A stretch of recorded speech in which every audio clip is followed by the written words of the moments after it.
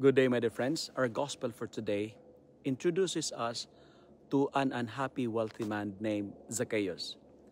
He was rich yet poor, wealthy yet restless, surrounded by possessions, yet empty within. You know what? Like Zacchaeus, many of us have possessions in life, but still experiencing emptiness within.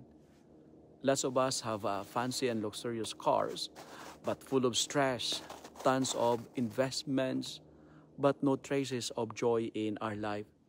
And in today's gospel, Zacchaeus is teaching us that money is not the answer to our quest for happiness and joy.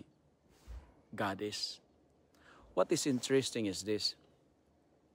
Though short in stature, and that's Zacchaeus, he never allowed his weakness to define him.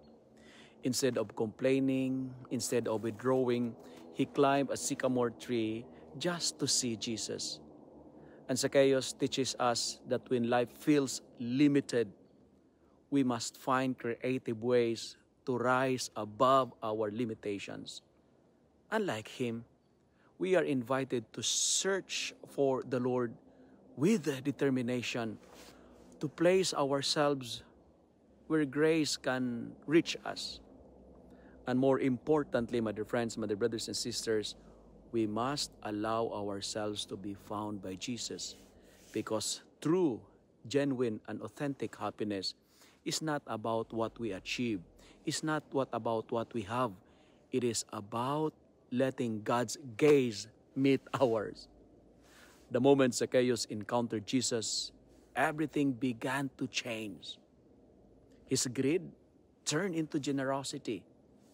His sadness burst into joy. And the man condemned by many became the man affirmed by God. And joy is the unmistakable mark of someone who has genuinely met the Lord, and that is Zacchaeus. And finally, Zacchaeus teaches us never to be discouraged by our weaknesses or be ashamed of our pasts. But friends, do not let your sins stop you from seeking the face of God. Ignore the voices that belittle or judge you, because the most important voice is the voice of Jesus saying, I must stay at your house today. Imagine that God wanting to dwell in your story, that God wanted to dwell in your home, that God wanted to dwell in your imperfect life. When the Lord finds us, the only proper response is celebration. And this is exactly what the Eucharist is all about.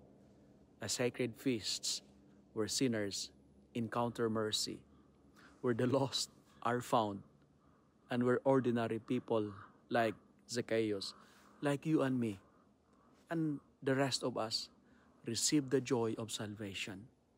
My dear friends, celebrate, for every Mass is heaven's declaration that God has chosen to stay with you today. If you love and like this reflection, kindly share it with your friends, share it with your family, make the Word of God viral so that many will be blessed.